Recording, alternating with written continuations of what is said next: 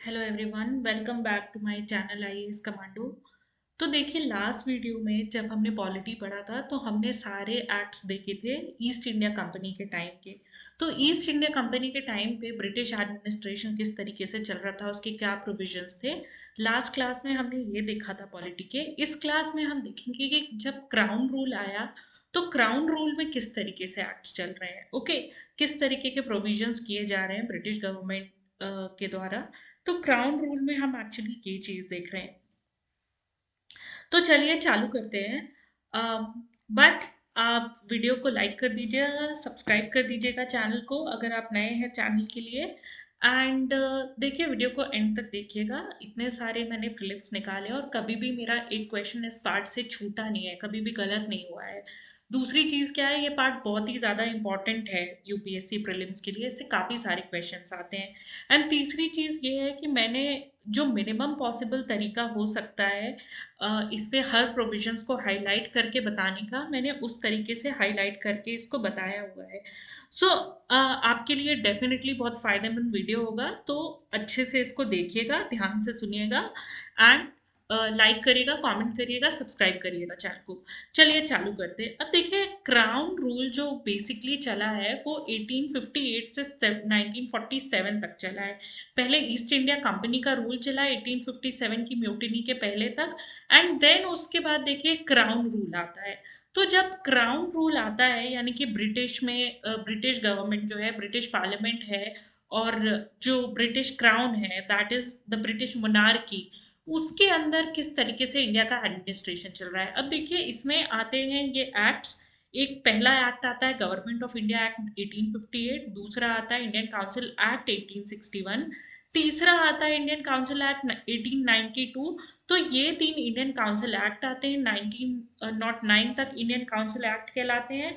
उसके बाद देखिए एक आता है गवर्नमेंट ऑफ इंडिया एक्ट, जिसको हम मॉन्टेगू क्लेम्सफोर्ड रिफॉर्म भी कहते हैं। एंड देन आता है गवर्नमेंट ऑफ इंडिया एक्ट 1935। अब देखिए, ये सब इंडियन काउंसिल एक्ट हैं क्योंकि इंडियन काउंसिल्स को किस तरीके से रेगुलेट किया जा रहा था, उसमें कितने मेंबर्स थे, किस तरीके से मेंबर्स को इलेक्ट या नॉमिनेट किया जा रहा था, वो इंडियन काउंसिल के बारे में बात करते हैं। गवर्नमेंट ऑफ एक्ट 1919 आते क्या होता है कि काउंसिल को अबॉलिश किया जाता है और एक नई गवर्नमेंट बनाई जाती है। तो उस हिसाब की प्रोविजन है। तो एक एक करके हम सारे प्रोविजंस देखेंगे। एक ना एक क्वेश्चन इस वीडियो से आपको डेफिनेटली यूपीएससी में मिल ही जाएगा, and that is for sure. Okay, so let's begin studying this. So देखिए क्या होता है कि 1857 तक कंपनी रूल चला आ रहा था, ईस्ट इंडिया कंपनी का रूल, जो कि प्योरली एडमिनिस्ट्रेटिव बॉडी हो चुकी थी अगर आपने एक्ट्स को अच्छे से पढ़ा हो। बट 1858 में क्या होता है कि बैकड्रॉप क्या है कि first war of Indian independence लड़ा जा रहा है, जिसको हम सिपॉय म्यूटिनी कह रहे हैं, यानी कि 1857 की जो लड़ाई है, जिसके हमारे लीडर्स मंगल पांडे हैं, रानी लक्ष्मी झांसी लक्ष्मीबाई हैं। सो ये सारे हमारे 1857 के लीडर्स हैं जिन्होंने रिवॉल्ट किया, तो उसे first war of Indian independence या सिपॉय म्यूटिनी भी कहते हैं। इसके बाद देखिए, ब्रिटिशर्स को लगा कि इंडिया का जो एडमिनिस्ट्रेशन है उसको चेंज करने की जरूरत है, because this was a very big revolt. तो फिर ये एक्ट आता है गवर्नमेंट ऑफ इंडिया एक्ट 1858। अब इसी एक्ट को act for good governance of India भी कहा जाता है। अब चलिए डायरेक्टली हम जाते हैं इस एक्ट के प्रोविजंस को देखेंगे। ओके, सो देखते हैं कि इस एक्ट के प्रोविजंस क्या क्या हैं।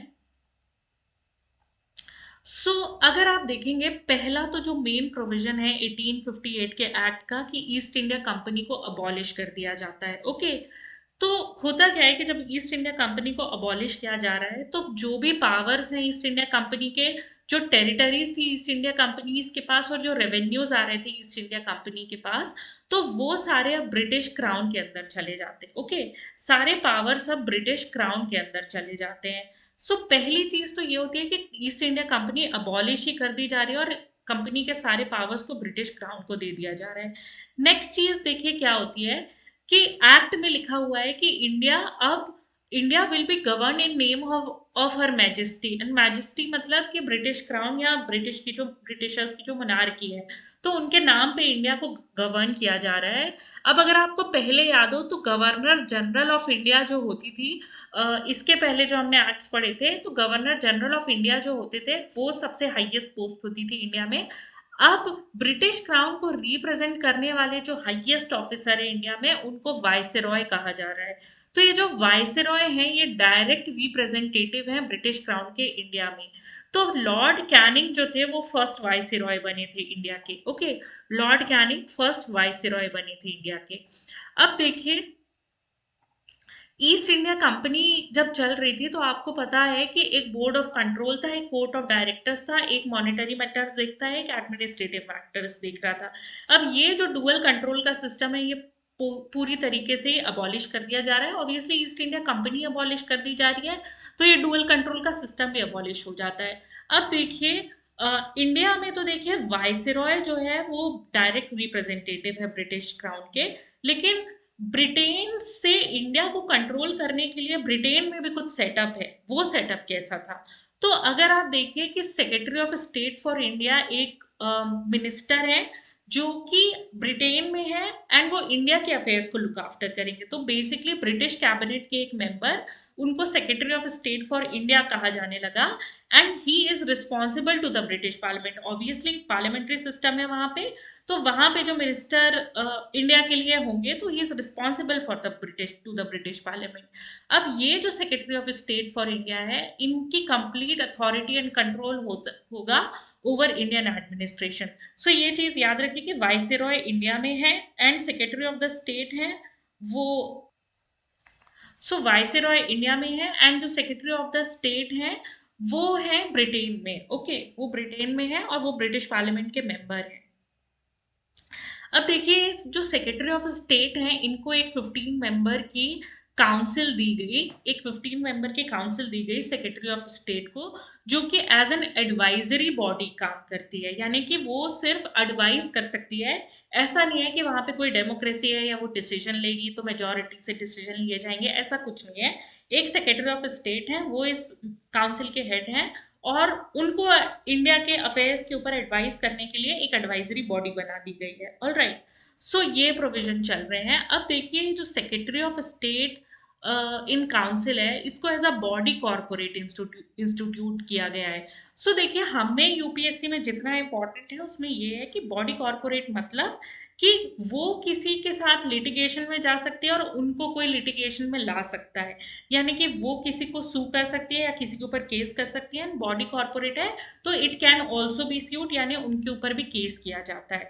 तो ये जो एक्ट ऑफ 1858 है, वो क्या कर रहा है, उसका मेन मोटिव क्या है कि इंग्लैंड में इंडियन गवर्नमेंट को कैसे सुपरवाइज और कंट्रोल किया जा रहा है, उसमें बहुत ज्यादा चेंजेस है। ओके, इंडिया की गवर्नेंस में कोई सब्सटैंशियल चेंज यहाँ पे नहीं इंट्रोड्यूस किया जा रहा 1858 के एक्ट में। ओके, इंडिया की गवर्नेंस में चेंजेस लाने चालू होते हैं इंडियन काउंसिल एक्ट से, जो अभी हम आगे देखेंगे।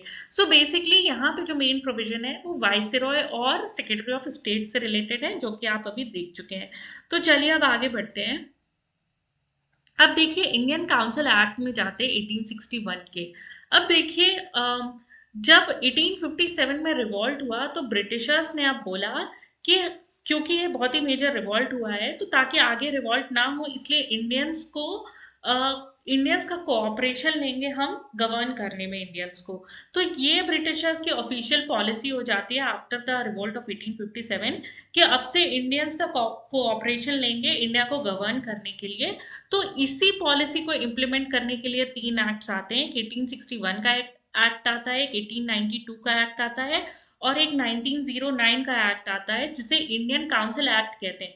तो ये तीनों एक्ट इंडियन काउंसिल एक्ट कहलाते हैं, और इनको अलग से डिफ्रेंशिएट करने के लिए इनके सामने इनके ईयर को लगाया जाता है। So Indian council act 1861, 1892 and 1909।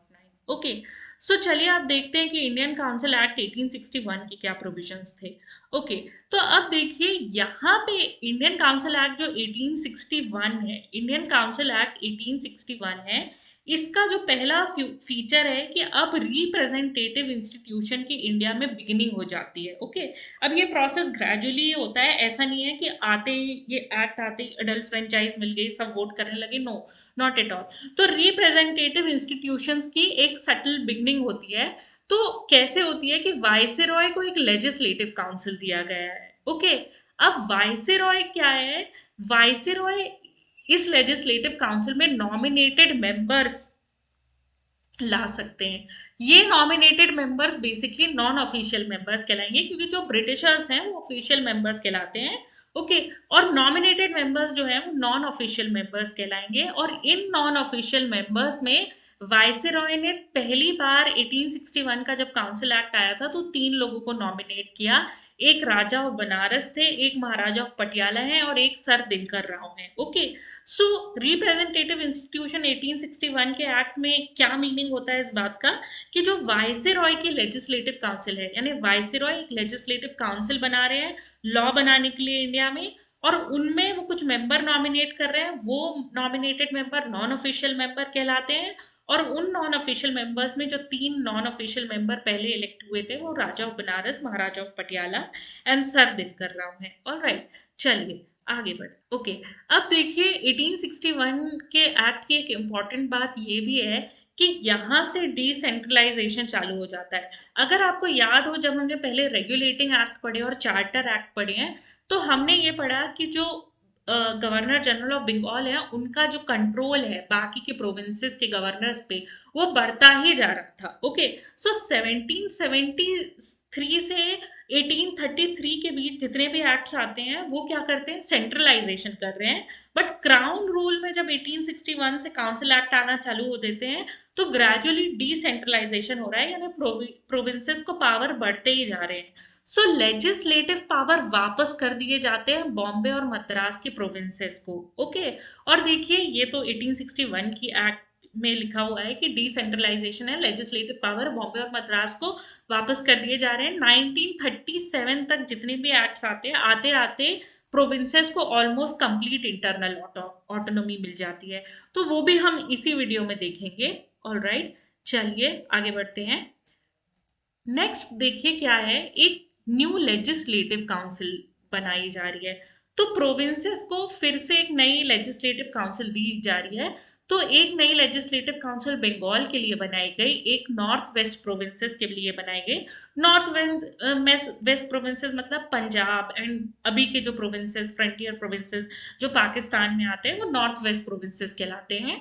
And Punjab के लिए एक लेजिस्लेटिव काउंसिल बनाई गई। ओके, सो पंजाब की जो एडजॉइनिंग नॉर्थ वेस्ट प्रोविंसेस है एंड पंजाब के लिए नई, ये 3 प्रोविंसेस के लिए नई लेजिस्लेटिव काउंसिल बनाई जा रही है। तो बंगाल की लेजिस्लेटिव काउंसिल 1862 में बन जाती है, नॉर्थ वेस्ट प्रोविंसेस की 1886 में, एंड पंजाब की 1897 में बन जाती है। ओके, अब देखिए वाइसरॉय का जो काउंसिल पे है, ये न्यू लेजिस्लेटिव काउंसिल्स की बात नहीं कर रहे हैं। वाइसरॉय का जो लेजिस्लेटिव काउंसिल है उसके ऊपर क्या पावर है कि वाइसरॉय ये काउंसिल कैसे चलेगी, इसके लिए रूल्स भी बना सकते हैं, इसके लिए ऑर्डर्स भी निकाल सकते हैं। ओके, तो बेसिकली काउंसिल के ऊपर पूरी अथॉरिटी वाइसरॉय की ही है, भले ही वो लेजिस्लेटिव काउंसिल कहलाई जा रही है। ओके, आगे बढ़ते हैं। अब देखिए पोर्टफोलियो सिस्टम यहाँ पे इंट्रोड्यूस किया गया है 1861 के एक्ट में। क्या बोल रहे हैं कि लॉर्ड कैनिंग ने 1859 में पोर्टफोलियो सिस्टम इंट्रोड्यूस किया काउंसिल में, कि काउंसिल में जो भी मेंबर्स होंगे तो वो किसी डिपार्टमेंट के इंचार्ज बना दिए जाएंगे, और वो जब इंचार्ज बन जाते हैं तो वो अथॉरिटी बन जाते हैं to issue a final order on behalf of council related to his department. यानी कि कोई लॉ मेंबर है, ओके, सो लॉ मेंबर है तो अगर वो अपने डिपार्टमेंट के ऊपर कोई ऑर्डर निकाल रहा है तो वो फाइनल अथॉरिटी है जो भी बोल रहा है वो कहने के लिए। ओके, सो ये portfolio system Lord Canning introduce कर देते हैं। अब देखिए वाइसरॉय को एक और पावर दिया गया है कि वो ऑर्डिनेंस इशू कर सकते हैं without the concurrence of legislative council, यानी कि उनको लेजिस्लेटिव काउंसिल से कोई भी सहमति लेने की कोई भी जरूरत नहीं है ऑर्डिनेंस इशू करने के लिए। अगर इमरजेंसी है तो वो ऑर्डिनेंस इशू कर सकते हैं, और ये ऑर्डिनेंस का जो एज होता है वो 6 मंथ्स का होता है। ओके, सो ये चीज है आपकी 1861 के एक्ट में। नेक्स्ट देखते हैं। अब देखिए 1861 के एक्ट के प्रोविजंस हमने देख लिए, नेक्स्ट है प्रोविजन 1892 के एक्ट के। अब देखिए 1892 के एक्ट में एक्चुअली क्या है कि जो लेजिस्लेटिव काउंसिल्स हैं, तो हमें पता है कि लेजिस्लेटिव काउंसिल सेंटर में भी है, प्रोविंसेस में भी है। आपने देखा है अभी कि हमने बंगाल में, नॉर्थ वेस्ट प्रोविंस में एंड पंजाब में नई प्रोविंशियल काउंसिल्स बनाई थी। तो आपकी सेंटर में भी लेजिस्लेटिव काउंसिल है और प्रोविंसेस में भी लेजिस्लेटिव काउंसिल है। तो 1892 के एक्ट में क्या होता है कि नॉन ऑफिशियल मेंबर्स जो इस काउंसिल में हैं वो इंक्रीज कर दिए जाते हैं। बट अगर नॉन ऑफिशियल मेंबर्स इंक्रीज किए जाते हैं एट द सेम टाइम, वो ऑफिशियल मेंबर्स के जो नंबर है वो नॉन ऑफिशियल मेंबर से अभी भी ज्यादा है। ओके, सो ऑफिशियल मेजोरिटी अभी भी रिटेन है, यानी majorly non official members Indians ही होंगे, तो उनको और ज्यादा इंडक्ट किया जाने लगा सेंट्रल और प्रोविंशियल लेजिस्लेटिव काउंसिल में। लेकिन उनकी मेजोरिटी नहीं है, मेजोरिटी किसकी है? ऑफिशियल मेंबर्स की है। Alright, okay. अब देखिए फंक्शन इंक्रीज किए गए लेजिस्लेटिव काउंसिल के 1892 एक्ट में। क्या? पहले बजट नहीं डिस्कस कर सकते थे, 1892 के एक्ट में बजट डिस्कस करना जाने लगा। फिर जो भी एग्जीक्यूटिव है, who is the executive? Viceroy is the executive, या फिर कोई भी जो पोर्टफोलियो सिस्टम है, तो whoever is in charge of that office वो एग्जीक्यूटिव है, तो उनको क्वेश्चन एड्रेस किए जाने लगे। सो एक क्वेश्चन एड्रेस करने का प्रोविजन और बजट डिस्कस करने का प्रोविजन हमें मिलता है 1892 के एक्ट में। ओके, अब देखिए नॉन ऑफिशियल मेंबर्स के बारे में जरा देखते हैं। ये जो नॉन ऑफिशियल मेंबर्स हैं वो सेंट्रल लेजिस्लेटिव काउंसिल में भी हैं और प्रोविंशियल काउंसिल में भी हैं। ओके, तो अब देखिए ये जो नॉन ऑफिशियल मेंबर्स है ये आ कैसे रहे हैं सेंट्रल लेजिस्लेटिव काउंसिल में? इन्हें वाइसरॉय नॉमिनेट कर रहे हैं। ओके, और वाइसरॉय कैसे नॉमिनेट कर रहे हैं? on the recommendation of provincial legislative council, okay, and bengal chamber of commerce। तो देखिए ये जो ऑर्गेनाइजेशन है बंगाल चैम्बर ऑफ कॉमर्स और प्रोविंशियल लेजिस्लेटिव काउंसिल, ये क्या है कि रेकमेंड कर रही है वाइसरॉय को कि आप इनमें से नॉमिनेट कर सकते हैं। देन वाइसरॉय नॉमिनेट कर रहे हैं मेंबर्स को सेंट्रल लेजिस्लेटिव काउंसिल में। ओके, एंड देन देखिए similar provision provincial legislative council में भी है, गवर्नर नॉमिनेट करते हैं। ओके, लेकिन गवर्नर नॉमिनेट किसकी रिकमेंडेशन पे करते हैं? डिस्ट्रिक्ट बोर्ड्स के, म्यूनिसिपैलिटीज के, यूनिवर्सिटीज के, ट्रेड एसोसिएशंस के, जमींदार्स के, और जो बाकी चैम्बर्स हैं उनके, जो भी कॉमर्शियल कैपिटलिस्ट चैम्बर्स हैं उनके। सो बेसिकली यहाँ पे क्या हो रहा है कि नॉन ऑफिशियल मेंबर्स का एक तरीके से इनडायरेक्ट इलेक्शन हो रहा है। ओके, तो इसी को हम बोलते हैं कि इंडियन काउंसिल एक्ट 1892 में एक लिमिटेड इलेक्शन का प्रोविजन है। हालांकि इलेक्शन वर्ड एक्ट में यूज नहीं किया हुआ है, वो नॉमिनेशन वर्ड ही यूज किया हुआ है एक्ट में। ओके, सो इलेक्शन किसके लिए? सेंट्रल लेजिस्लेटिव काउंसिल और प्रोविंशियल लेजिस्लेटिव काउंसिल में जो नॉमिनेटेड मेंबर्स जा रहे हैं। ओके, जो नॉमिनेटेड मेंबर्स जा रहे हैं वो कैसे जा रहे हैं? उनको रेकमेंड कर रही हैं कुछ बॉडीज। तो in case of like central legislative council, nominate करने वाली रिकमेंड करने वाली बॉडीज प्रोविंशियल लेजिस्लेटिव काउंसिल और बंगाल चैम्बर्स ऑफ कॉमर्स है। और प्रोविंशियल लेजिस्लेटिव काउंसिल में जब रेकमेंड कर रहे हैं तो district board, municipalities, universities, trade association, जमींदार एंड चैम्बर्स है। ओके, सो ये नॉन ऑफिशियल मेंबर का एक तरीके से लिमिटेड इनडायरेक्ट इलेक्शन है। चलिए अब हम आते हैं इंडियन काउंसिल एक्ट 1909 पे। ओके, तो अब देखिए इंडियन काउंसिल एक्ट 1909 जो है इसे मॉर्ले मिंटो रिफॉर्म भी कहा जाता है। ओके, सो मॉर्ले मिंटो रिफॉर्म क्यों? क्योंकि उस समय secretary of state for India Lord Morley थे एंड वाइसरॉय इंडिया में लॉर्ड मिंटो थे। ओके, तो अब देखिए हो क्या रहा है यहाँ पे कि लेजिस्लेटिव काउंसिल की स्ट्रेंथ फिर से इंक्रीज करी जा रही है। ओके, तो स्ट्रेंथ कितनी इंक्रीज करी जा रही है? सेंट्रल लेजिस्लेटिव काउंसिल में 1892 तक 16 मेंबर्स थे, अब 60 मेंबर्स कर दिए जा रहे हैं। एंड देखिए प्रोविंशियल लेजिस्लेटिव काउंसिल क्या है कि स्टेट वाइज है या प्रोविंसेस वाइज है, वो यूनिफॉर्म नहीं है, तो हमें नंबर पढ़ना उतना इंपॉर्टेंट नहीं है। ओके, तो पहला तो प्रोविजन यही है कि पहले तो लेजिस्लेटिव काउंसिल्स बनी एंड देन धीरे धीरे उनमें क्या है और नॉन ऑफिशियल मेंबर्स ऐड करते गए। ओके, अब देखिए इंपॉर्टेंट प्रोविजन ये मॉडल मिंटो एक्ट में क्या है कि जो सेंट्रल लेजिस्लेटिव काउंसिल्स है उनमें ऑफिशियल मेजॉरिटी को रिटेन रखा जाता है। ओके, 1909 चल रहा है, 1909 चल रहा है अभी भी, लेकिन सेंट्रल लेजिस्लेटिव काउंसिल में जो ऑफिशियल मेजॉरिटी है यानी कि जो मेजर इश्यूज हैं उनको डिसाइड करने वाले जो लोग हैं वो मेजरली इंडियन नहीं है, ऑफिशियल मेजॉरिटी है सेंट्रल लेजिस्लेटिव काउंसिल में, लेकिन प्रोविंसेस में नॉन ऑफिशियल मेजॉरिटी हो जाती है लेजिस्लेटिव काउंसिल में। ओके, तो अभी देखिए, हमने जब पहले एक्ट पढ़ रहे थे तो हमने देखा ये कि डिसेंट्रलाइजेशन हो रहा है और धीरे धीरे प्रोविंसेस को ऑटोनॉमी दी जा रही है। तो अगर नॉन ऑफिशियल मेजोरिटी हो जा रही है प्रोविंसेस में 1909 के एक्ट में, तो क्या हो रहा है कि आपकी प्रोविंसेस को ज्यादा ऑटोनॉमी मिल रही है। ओके, फंक्शंस भी इंक्रीज किए जा रहे हैं लेजिस्लेटिव काउंसिल्स के, क्या, इनके डेलिबरेटिव फंक्शंस इंक्रीज किए जा रहे हैं। ओके, सप्लीमेंट्री क्वेश्चन ये पूछ सकते हैं, ये चाहे तो रेजोल्यूशन मूव कर सकते हैं। अदरवाइज ये क्या है कि कोई खास बहुत मतलब नॉन ऑफिशियल मेंबर्स जाके कुछ कंट्रीब्यूट भी नहीं कर सकते थे, क्वेश्चन नहीं पूछ सकते थे, बजट डिस्कस नहीं कर सकते थे। फिर आपने देखा कि बजट डिस्कस करने का प्रोविजन मिला इसके पहले वाले एक्ट में। फिर आपने देखा कि धीरे धीरे मोर क्वेश्चन, सप्लीमेंट्री क्वेश्चन पूछने का मौका मिल गया, रेजोल्यूशन मूव करने का मौका मिल गया, तो मतलब और थोड़ा पावर आ रहा है। अब देखिए, एग्जीक्यूटिव काउंसिल की बात करें तो देखिए, एक वाइसरॉय के पास भी एग्जीक्यूटिव काउंसिल है, एक गवर्नर के पास भी एग्जीक्यूटिव काउंसिल है, क्योंकि वाइसरॉय इंडिया को रूल कर रहे हैं, गवर्नर प्रोविंसेस को रूल कर रहे हैं। ओके, तो अब अभी तक तो हम लेजिस्लेटिव काउंसिल की बात कर रहे थे जो लॉ बना रही थी। एग्जीक्यूटिव काउंसिल मतलब जो लॉस को एग्जीक्यूट कर रहे हैं या मेजर गवर्नमेंट के डिसीजन ले रही है या उनको इम्प्लीमेंट कर रही है। ओके, सो ये जो एग्जीक्यूटिव काउंसिल है, वाइसरॉय के पास भी है, प्रोविंसेस में गवर्नर के पास भी है। दोनों ही जगह इंडियंस को इंक्लूड किया जाता है। और जो सत्येंद्र प्रसाद सिन्हा है, ये वाइसरॉय एग्जीक्यूटिव काउंसिल में इंक्लूड किए जाने वाले पहले इंडियन है। Okay, Satyendra Prasad Sinha viceroy executive council में इंक्लूड किए जाने वाले पहले इंडियन है, और इन्हें लॉ मेंबर का पोर्टफोलियो भी दिया गया।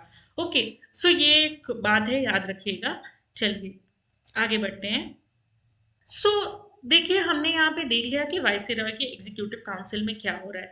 अब देखिए, यहाँ से 1909 यानी मॉर्ले मिंटो रिफॉर्म या इंडियन काउंसिल एक्ट 1909, हम ये तीन नाम से इसको बुलाते हैं।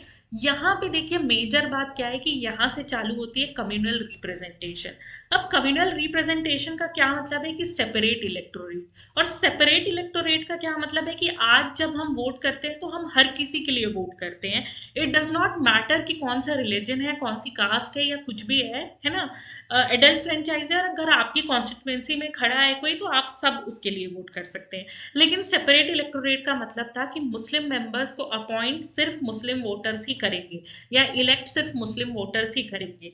तो जो भी सेगमेंट किया जा रहा है, लेट्स से सिख्स हैं, क्रिश्चियंस हैं, वुमेन है, वर्कर है, तो इस तरीके से कम्युनल रिप्रेजेंटेशन धीरे धीरे ब्रिटिशर्स बढ़ा रहे हैं। ओके, तो 1909 के एक्ट में पहली बार कम्युनल रिप्रेजेंटेशन दिया गया है, यानी मुस्लिम मेंबर्स को इलेक्ट करने वाले सिर्फ मुस्लिम वोटर्स होंगे। ओके, तो ये एक्ट बेसिकली क्या कर रहा है, कम्युनलिज्म को लीगलाइज कर रहा है। ओके, एंड लॉर्ड मिंटो को फादर ऑफ कम्युनल इलेक्टोरेट भी कहा जाता है। ओके, बिकॉज इन्होंने क्या किया कि सेपरेट इलेक्टोरेट के प्रोविजंस को बढ़ावा बढ़ावा दिया। ओके, और देखिए, सेपरेट रिप्रेजेंटेशन और किस किस को मिला other than Muslims, presidency corporations को, चैम्बर ऑफ कॉमर्स को, यूनिवर्सिटीज को, और जमींदार्स को।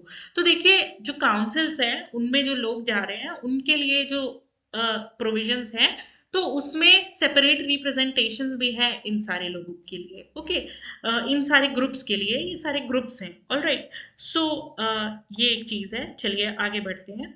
अब देखिए, 1909 का एक्ट खत्म हो गया, हम आ जाते हैं गवर्नमेंट ऑफ इंडिया एक्ट 1919 में।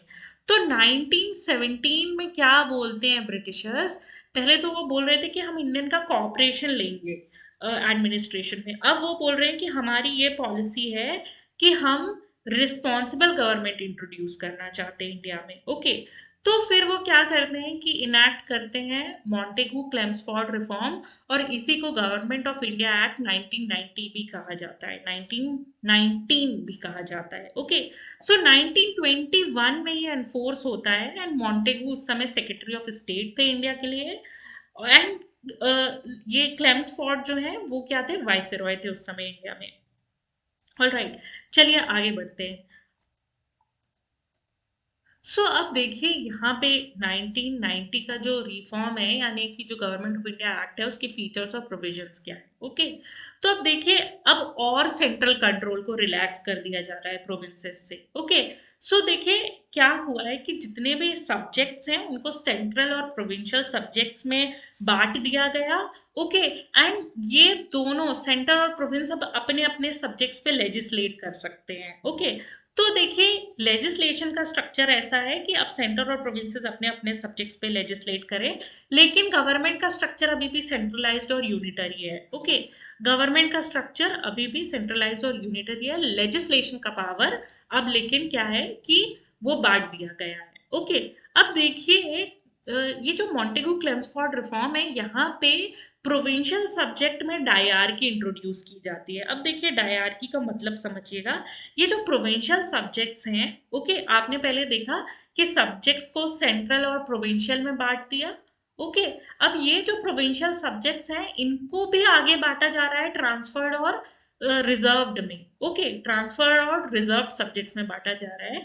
तो अब ये जो है ट्रांसफर्ड सब्जेक्ट्स हैं, उनमें क्या होगा, उनमें जब गवर्नर उस ट्रांसफर्ड सब्जेक्ट के साथ डील कर रहे हैं, तो लेजिस्लेटिव काउंसिल की मदद से वो लेजिस्लेट करेंगे, and he is responsible to the legislative council, यानी कि ये पूरी तरीके से एक पार्लियामेंट्री प्रोसेस है। लेट से आप डेमोक्रेटिक प्रोसेस भी बोल सकते हैं इसको, ठीक है ना। सो ट्रांसफर्ड सब्जेक्ट में बेसिकली क्या है कि जो लेजिस्लेटिव काउंसिल है, ये गवर्नर को हेल्प करेगी इन सब्जेक्ट्स को डील करने के लिए, and governor will be responsible to this legislative council. Reserved subjects में क्या है कि गवर्नर इनको डील करेंगे with the help of executive council. Okay, reserve subjects में गवर्नर इनको डील करेंगे with the help of executive council. तो ये जो बेसिकली प्रोविजन है, इसे डायरकी कहा जाने लगा। ओके, इसको हम क्या बोलते हैं, डायरकी। अब ये बहुत ही अनसक्सेसफुल रहती है एज अ एक्सपेरिमेंट, एंड इसको अबॉलिश कर दिया जाता है बाद में। ओके, अब देखिए क्लेम्सफोर्ड रिफॉर्म में एक और चीज है। अभी तक हम इंडियन काउंसिल एक्ट पढ़ रहे थे, 1861, 1892 और 1909 में हमारे इंडियन काउंसिल एक्ट थे। बट अब no more there this is Indian council act. अब क्या है, दिस इज बेसिकली यहाँ पे हमें क्या हो रहा है कि गवर्नमेंट ऑफ इंडिया एक्ट बुला रहा है, क्योंकि इंडियन लेजिस्लेटिव काउंसिल को दो चेंबर रिप्लेस कर रहे हैं। एक को अपर हाउस बोलते हैं, काउंसिल ऑफ स्टेट, और एक को लोअर हाउस बोलते हैं जो कि लेजिस्लेटिव असेंबली है। अब देखिए ये दोनों ही हाउसेस जो हैं इनमें डायरेक्ट इलेक्शन हो रहे हैं। अगर आप देखेंगे राज्यसभा में अभी डायरेक्ट इलेक्शन नहीं होता है, बट जब ये बाई कैमरलिज्म मॉन्टेगू क्लेम्सफोर्ड रिफॉर्म में इंट्रोड्यूस हुआ है, तब दोनों ही हाउसेस में क्या है, मेजॉरिटी मेंबर्स को डायरेक्ट इलेक्शन से ही इलेक्ट किया जा रहा है। ओके, तो ये चीज हो रही है। चलिए आगे बढ़ते हैं प्रोविजंस में। अब देखिए वाइसरॉय के एग्जीक्यूटिव काउंसिल के बारे में देखते हैं क्या चेंज आता है मॉन्टेगू क्लेम्सफोर्ड रिफॉर्म में। उसमें भी 3 इंडियन रखे जाएंगे, 6 टोटल मेंबर्स थे वाइसरॉय के एग्जीक्यूटिव के काउंसिल में। अब उसमें 3 इंडियंस रखे जाएंगे, बस जो कमांडर इन चीफ जो ऑफिसर है उसको इंडियन नहीं होना चाहिए। ओके, तो 3 इंडियंस रखे जा सकते हैं, लेकिन कमांडर इन चीफ इंडियन नहीं होएगा। ओके, फिर देखिए अभी आपने देखा था 1909 में सेपरेट इलेक्टोरेट्स का प्रोविजन आता है। तो जब सेपरेट इलेक्टोरेट्स मिलते हैं तो वहां पे सिर्फ मुस्लिम्स को मिलते हैं और सेपरेट रिप्रेजेंटेशन मिलता है कुछ ऑर्गेनाइजेशंस को। यहाँ पे सेपरेट इलेक्टोरेट सिख्स को भी दिए जा रहे हैं, इंडियन क्रिश्चियंस को दिए जा रहे हैं, एंग्लो इंडियंस को दिए जा रहे हैं, और यूरोपियंस को दिए जा रहे हैं। इससे काफी क्वेश्चन बनता है, तो इसको ध्यान रखिएगा। ओके, तो सेपरेट इलेक्टोरेट का प्रोविजन सिख्स को दिया जा रहा है, Indian Christians, Anglo Indians and Europeans को दिया जा रहा है। ओके, चलिए आगे बढ़ते हैं। अब देखिए फ्रेंचाइज की बात करें, यानी कि फ्रेंचाइज देना मतलब राइट टू वोट देना। ओके, तो देखिए लिमिटेड फ्रेंचाइज थी, प्रॉपर्टी के बेसिस पे, टैक्स के बेसिस पे और एजुकेशन के बेसिस पे लोगों को वोट करने का अधिकार मिल रहा था। ओके, तो बहुत ही लिमिटेड फ्रेंचाइज थी, यानी कुछ very minuscule percent of population could only vote for these councils. अब देखिए लंदन में एक नया ऑफिस बनाया जाता है। पहले लंदन में इंडिया को डील करने के लिए सेक्रेटरी ऑफ स्टेट और उनकी काउंसिल थी। ओके, अब लंदन में क्या हुआ, एक नया ऑफिस बनाया गया जिसे new office of high commissioner कहा गया। ये लंदन में है। सेक्रेटरी ऑफ स्टेट के कुछ फंक्शन या ऑफिस ऑफ हाई कमिश्नर को ट्रांसफर कर दिए जाते हैं। ओके, और देखिए मॉन्टेगू क्लेम्सफोर्ड रिफॉर्म में पब्लिक सर्विस कमीशन को बनाने का भी प्रोविजन है। ऑलराइट, तो देखिए 1926 में सेंट्रल पब्लिक सर्विस कमीशन बनाई जाती है। अब देखिए यहाँ पे क्या हो रहा है कि अगर हम इकोनॉमिक की बात करें तो बजट को एक अलग कर दिया गया है। पहली बार फर्स्ट टाइम सेंट्रल बजट अलग है, प्रोविंशियल बजट अलग है। कौन से एक्ट में? 1919 के एक्ट में। ये सारे प्रोविजंस याद रखने वाले हैं। तो बजट को अलग कब किया गया? सेंट्रल और प्रोविंसेस के 1919 के एक्ट में, एंड प्रोविंशियल लेजिस्लेचर को ये अधिकार दिया गया कि वो अपने बजट खुद इनैक्ट कर सकते हैं। ओके, सो ये काफी इंपॉर्टेंट प्रोविजन है बजट से रिलेटेड। अब देखिए ये जो मॉन्टेगू क्लेमेंट रिफॉर्म है, 1919 का एक्ट है, इसमें क्या बोला गया कि एक स्टैट्यूटरी कमीशन बनाई जाएगी आफ्टर 10 years। वो इंक्वायर करेगी और रिपोर्ट करेगी इस बात पे कि जो हमारा मॉन्टेगू क्लेमेंट रिफॉर्म है या गवर्नमेंट ऑफ इंडिया एक्ट 1919 है, वो कैसा चला और उसमें क्या सुधार किए जाने चाहिए। ऑलराइट, सो देखिए होता क्या है कि अब बनती है साइमन कमीशन, 1927 में ही बन जाती है। 7 मेंबर की ये कमीशन रहती है, जॉन साइमन इसके चेयरपर्सन रहते हैं। साइमन कमीशन आती है इंडिया, हिस्ट्री का पार्ट है ज्यादातर, क्या क्या इंसिडेंट्स होते हैं। प्रपोजल देती है अपने, इन्हीं प्रपोजल को डिस्कस करने के लिए 3 राउंड टेबल कॉन्फ्रेंस बनाई कंडक्ट करी जाती हैं ब्रिटेन में।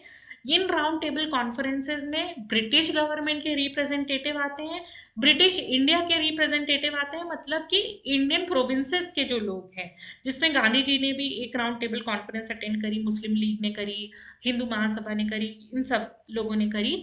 एंड इंडियन प्रिंसली स्टेट्स के भी जो लोग हैं वो इन राउंड टेबल कॉन्फ्रेंस में गए। तो 3 राउंड टेबल कॉन्फ्रेंस करी और मेजरली 3 ग्रुप्स हैं, एक ब्रिटिश गवर्नमेंट के रिप्रेजेंटेटिव है, एक ब्रिटिश इंडिया के रिप्रेजेंटेटिव है और एक इंडियन प्रिंसली स्टेट के रिप्रेजेंटेटिव है। जब ये सब हो गया तो एक व्हाइट पेपर बनाया गया उन इंडियन गवर्नमेंट, और इसके ऊपर देखिए अब ब्रिटेन में डिस्कशन होता है in the joint select committee of the parliament. Okay, तो ये राउंड टेबल कॉन्फ्रेंस से एक व्हाइट पेपर निकला, प्लस ये व्हाइट पेपर गया जॉइंट सिलेक्ट कमेटी में ब्रिटिश पार्लियामेंट में, और जो रिजल्ट आया वो बना गवर्नमेंट ऑफ इंडिया एक्ट 1935। तो अब गवर्नमेंट ऑफ इंडिया एक्ट 1935 के प्रोविजंस को देखा जाए। ऑलराइट, तो इससे पहले लेकिन एक चीज जान लीजिए कि 1932 में ब्रिटेन के प्राइम मिनिस्टर है रामसे मैकडोनाल्ड। वो माइनॉरिटीज के रिप्रेजेंटेशन के लिए एक स्कीम निकालते हैं। उसमें वो बोलते हैं कि मुस्लिम्स के लिए तो, सिख्स के लिए, इंडियंस के लिए, एंग्लो इंडियंस के लिए तो सेपरेट इलेक्टोरेट ऑलरेडी है, 1919 के एक्ट में ये आ ही गए थे। अब हम क्या करेंगे, डिप्रेस्ड क्लासेस यानी सो कॉल्ड शेड्यूल क्लासेस को भी हम अपना सेपरेट इलेक्टोरेट देते हैं। बट गांधी जी इस बात पे काफी इर्ड हो गए और वो क्या करते हैं, बोलते हैं फास्ट अन टू दैट, तब वो येरवड़ा जेल में थे। उसके बाद देखिए पूना पैक्ट होता है और वहां पे ये बोलते हैं कि जॉइंट इलेक्टोरेट ही रखेंगे, जितने भी हिंदू हैं जॉइंट इलेक्टोरेट ही रखेंगे, whether they are schedule caste और एनीबडी एल्स। ओके, लेकिन सीट्स रिजर्व कर दी जाएंगी for the scheduled caste. Okay, तो देखिए यहाँ पे ये प्रोविजन अलग हो गया, क्या कि सेपरेट इलेक्टोरेट्स दे रहे थे मुस्लिम, सिक्स, इंडियंस, एंग्लो इंडियंस के लिए। इंडियंस ने खुद ही ये किया कि डिप्रेस्ड क्लासेस के लिए हमको जॉइंट इलेक्टोरेट मंजूर नहीं है, हमें यहाँ कम्युनलिज्म नहीं डालना है। ओके, तो हम रिजर्व सीट्स कर देंगे बट सेपरेट इलेक्टोरेट नहीं करेंगे डिप्रेस्ड क्लासेस के लिए। ओके, सो अब देखिए आता है 1935 का एक्ट, क्योंकि साइमन कमीशन आ गई, व्हाइट पेपर हो गया, फिर सिलेक्ट ज्वाइंट कमेटी ने बना दिया government of India act. Okay, अब देखिए गवर्नमेंट ऑफ इंडिया एक्ट में क्या क्या प्रोविजंस हैं। बोला गया कि एक ऑल इंडिया फेडरेशन बनाया जाएगा, फेडरेशन में प्रोविंसेस भी रहेंगे और प्रिंसली स्टेट्स भी रहेंगे। अब क्योंकि कोई प्रिंसली स्टेट्स ज्वाइन नहीं करते हैं तो ये फेडरेशन कभी आता ही नहीं है, मतलब कभी बना ही नहीं। एक्ट में बोला था बट एक्चुअली में ऐसा कुछ रियलाइज ही नहीं हो पाया। लेकिन फेडरेशन का मतलब क्या है कि जितने भी ब्रिटिश इंडियन प्रोविंसेस हैं और जो प्रिंसली स्टेट्स हैं, बहुत सारे थे, 546 थे आई थिंक। ओके, सो ये सारे मिलके एक ऑल इंडिया फेडरेशन बनाएंगे। पावर्स की बात करें, क्या कौन सी पावर्स दी जा रही हैं, सो पावर्स को डिवाइड किया गया फेडरल लिस्ट में, प्रोविंशियल लिस्ट में और कॉन्करेंट लिस्ट में। तो फेडरल लिस्ट में आप देखिए 59 सब्जेक्ट्स हैं, प्रोविंशियल लिस्ट में 54 एंड कॉन्करेंट में 36। 3 लिस्ट डिवाइड करी। फेडरल में ऑब्वियसली जो सेंट्रल गवर्नमेंट है वो लेजिस्लेट करेगी, प्रोविंशियल में प्रोविंशियल गवर्नमेंट, कॉन्करेंट में जॉइंट एडमिनिस्ट्रेशन में गाइड सब्जेक्ट पे। रेसिडुअरी पावर्स जो है वो वाइसरॉय के पास रहते हैं यहाँ पे। ओके, रेसिडुअरी पावर्स 1935 एक्ट में वाइसरॉय के पास रहते हैं। अभी हम अपनी गवर्नमेंट की बात करें तो जितने भी रेसिडुअरी पावर्स रहते हैं वो सेंट्रल गवर्नमेंट के पास रहते हैं। Alright, okay. सो अब देखिए, प्रोविंसेस की डायरार्की 1935 में अबॉलिश कर दी गई और प्रोविंसेस को प्रोविंशियल ऑटोनॉमी दे दी गई, यानी कि हमको प्रोविंसेस में रिस्पॉन्सिबल गवर्नमेंट मिल गई। रिस्पॉन्सिबल गवर्नमेंट का क्या मतलब होता है कि गवर्नर खुद से डिसीजन नहीं लेते हैं। जो भी स्टेट लेजिस्लेटिव असेंबली या स्टेट लेजिस्लेचर हैं वो एडवाइस करते हैं गवर्नमेंट को थ्रू गवर्नर को थ्रू अ पार्लियामेंट्री प्रोसीजर, और उसके बेसिस पे डिसीजन लिया जाता है। और गवर्नर जो भी डिसीजन लेता है तो he is responsible to the state legislature. Okay, so मतलब कि governor is not like an authority on taking any decision. Okay, अब एक डेमोक्रेटिक प्रोसेस है और जो प्रोविंशियल लेजिस्लेचर बोलेंगे वही डिसीजन लिया जाएगा प्रोविंसेस में। सो डायरार्की से मूव होते होते प्रोविंसेस को अब ऑटोनॉमी मिल गई। ओके, तो ये ऑटोनॉमी 1937 में इफेक्ट में आती है और 1939 में डिसकंटिन्यू कर दी जाती है बिकॉज बहुत सारी कंडीशंस चेंज हो रही थी। ऑलराइट, सो ये हुआ डायरार्की की प्रोविंसेस के साथ। अब देखिए, सेंटर में डायरार्की इंट्रोड्यूस करी जाती है। तो सेंटर में क्या है, सेंट्रल एक फेडरल लिस्ट है। फेडरल लिस्ट के सब्जेक्ट को बांटा जा रहा है रिजर्व सब्जेक्ट और ट्रांसफर सब्जेक्ट में, लेकिन ये प्रोविजन कभी ऑपरेशनल नहीं हो पाता है। 1935 एक्ट के बहुत सारे ऐसे प्रोविजंस हैं जो कभी भी ऑपरेशनल नहीं हो पाए। कम्युनल इलेक्टोरेट्स देखिए, सेपरेट इलेक्टोरेट्स दे दिए जाते हैं 1935 के एक्ट में डिप्रेस क्लासेस को, विमेन को एंड लेबरर्स को। तो ये क्वेश्चन यूपीएससी में पूछा जा चुका है 2021 में कि सेपरेट इलेक्टोरेट्स किसको दिए गए हैं। सो विमेन को, लेबर्स को और डिप्रेस क्लासेस को एक्ट ऑफ 1935 में इन नंबर ऑफ क्वेश्चंस आपको मिल जाएंगे यूपीएससी में इस टॉपिक से। ओके, एंड 1858 का जो एक्ट है, वहां पे आपने देखा होगा कि सेक्रेटरी ऑफ स्टेट के लिए एक काउंसिल बनाई गई थी। वो काउंसिल को 1935 के एक्ट में अबॉलिश कर दिया गया और एक 10 एडवाइजर्स की बॉडी दे दी गई सेक्रेटरी ऑफ स्टेट को इंडिया के अफेयर्स के साथ डील करने के लिए। ओके, फ्रेंचाइज यानी वोटिंग के राइट को थोड़ा एक्सटेंड किया गया, तो अब इंडिया में 10% लोगों के पास वोटिंग राइट्स है। आरबीआई को स्टैब्लिश किया गया 1935 के एक्ट में कि वो इंडिया की करेंसी कंट्रोल कर सके, इंडिया के क्रेडिट को देख सके, मैनेज कर सके। ऑलराइट, तो ये इंस्टीट्यूशन बन रहा है 1935 के एक्ट में। एक और प्रोविजंस दिया गया क्या कि स्टेट पब्लिक सर्विस कमीशन बनाई जाएंगी, federal public service commission, provincial public service commission and joint public service commission भी बनेंगी। ओके, तो ये भी गवर्नमेंट ऑफ इंडिया एक्ट 1935 में आया। एंड एक फेडरल कोर्ट सेटअप करने के लिए कहा गया एक्ट में, तो वो 1937 में आ गया इफेक्ट में। ओके, सो ये सारे प्रोविजंस हैं आपके जितने भी क्राउन रूल के अंदर एक्ट हैं। आगे हम देखेंगे नेक्स्ट वीडियो में कि इंडियन गवर्नमेंट, सो ये सारे प्रोविजंस हैं क्राउन रूल के ड्यूरिंग एक्ट में। आगे हम देखेंगे कि किस तरीके से इंडियन गवर्नमेंट एक्ट आया एंड कैसे आगे जा करके कॉन्स्टिट्यूशन बना। So thank you so much and all the best for your preparation.